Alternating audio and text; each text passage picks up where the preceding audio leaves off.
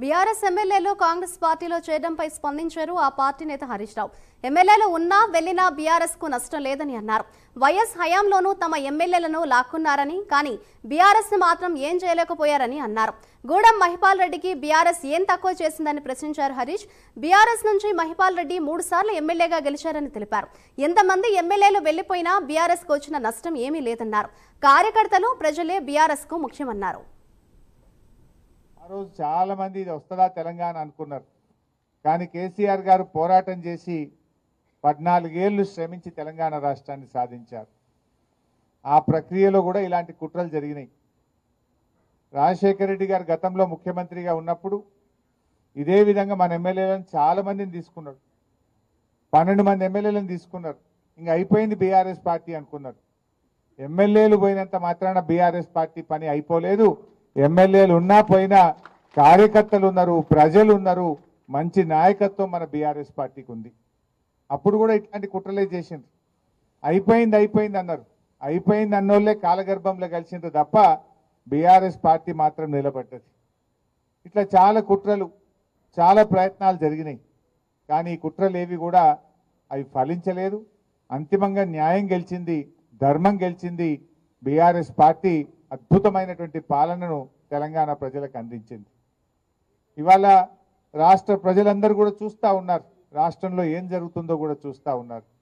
ప్రజలందరూ కూడా ఇవాళ కేసీఆర్ గారి పాలనను, ఇప్పటి ప్రభుత్వ పాలనను కంపేర్ చేసుకుంటున్నారు. నాడెట్లుండే నేడెట్లున్నది అనేది ఇవాళ ప్రజల వాళ్ళ ఆలోచనలో కనబడతా ఉంది మనకు. బట్ ఏదైనా ఇలా ఆలోచించండి.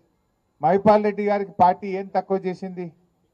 ఆయనను 3 సార్లు ఎమ్మెల్యేగా చేసి ఇవాళ ఆయనను గెలిపించింది మీరందరూ కూడా. బీఆర్ఎస్ కుటుంబం గెలిపించింది ఆయనను. మీరందరూ ఎంత కష్టపడ్డారు? మీరందరూ కూడా ఎంతో కష్టపడితేనే ఇలా మహిపాల్ రెడ్డి గారు గెలిచిండు. కానీ ఇలా కష్టాలు వస్తాయి. ఒక పార్టీ ప్రతిపక్షంలో ఉంటుంది. 10 ఏళ్ళు మనం ప్రభుత్వంలో ఉన్నాం కదా. 10 ఏళ్ళు ప్రభుత్వంలో ఉన్నప్పుడు మరి ఎన్నో కార్యక్రమాలు చేసినాం. నిజానికి పటాన్ చెరువుకు ఏది చేయలేదో చెప్పండి.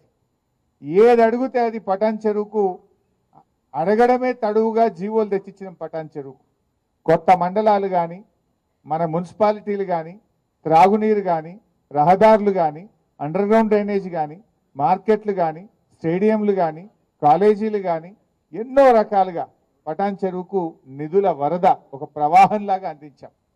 బట్ అయినా ఎమ్మెల్యే గారు ఎందుకు పోయిండో నాకైతే అర్థమైతలేదు.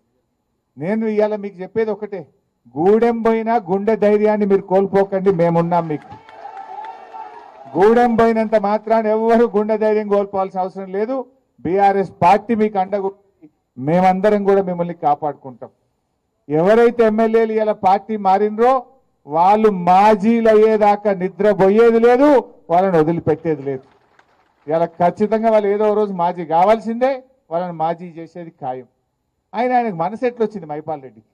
అరే నేను 3 సార్లు ఎమ్మెల్యేగా టికెట్ ఇచ్చి నిన్ను గెలిపించి ఇంత గౌరవిస్తే పార్టీ మారడానికి మహిపాల్ రెడ్డికి మనసు ఎట్లొచ్చిందని నేను అడుగుతా ఉన్నా.